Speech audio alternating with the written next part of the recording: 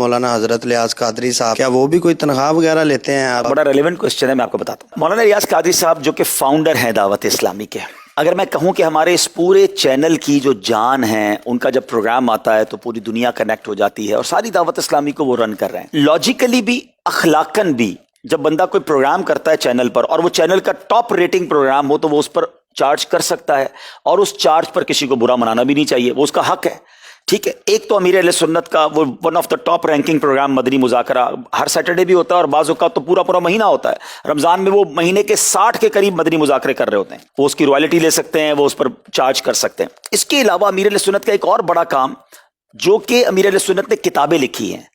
آپ کی کتابیں ہزاروں میں نہیں، ملینز میں چھپتی ہیں۔ یعنی میں صرف آپ کو اس کی مثال ایک دوں کہ ہم ہر ویک، آپ نے اگر سنا ہو مدنی مذاکرے میں، امیر اہل سنت اناؤنس کرتے ہیں کہ اس ویک کون سی بک پڑھنی ہے، اور اگلے ویک بتاتے ہیں کہ اس ہفتے میں 20 لاکھ لوگوں نے پڑھ لی ہے، 18 لاکھ لوگوں نے پڑھ لی، ہمارے پاس کارکردگی آتی ہے۔ تو جس بندے کی کتابیں، جس مکتبے کی کتابیں ملینز میں چھپتی ہوں، اگر وہ ہر کتاب پر 1 روپیہ بھی چارج کر لے، جو کہ اس کا شرعاً بھی حق ہے، اخلاقاً بھی حق ہے، لوگ کتاب کی رائلٹی لیتے ہیں، تو وہ کروڑوں روپے چینل سے اور کتابوں سے کما سکتے ہیں۔ مگر ان کا کمال یہ ہے کہ انہوں نے زندگی دعوت اسلامی کو دی ہے، اور پچھلے 40 سالوں سے وہ دعوت اسلامی کو لیڈ کر رہے ہیں، مگر 1 روپیہ انہوں نے دعوت اسلامی سے نہیں لیا۔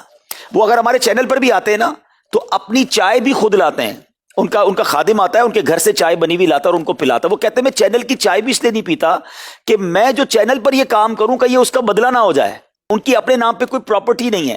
ایسی دنیا دیوانی نہیں ہوتی کسی کی۔ امیر اہل سنت کے مریدوں میں کتنے ملینر اور بلینر ہوں گے ہیں، اور پیر کو کون نہیں چاہتا اس کو ان کو کوئی تحفہ پیش کرے۔ میں نے اپنی آنکھوں سے دیکھا ہے کہ ان کو 25 لاکھ 50 لاکھ کے لوگوں نے آ کر چیک دیے کہ یہ آپ کے لیے ہے، دعوت اسلامی کے لیے نہیں ہے، اپنی ذات کے لیے یوز کریں۔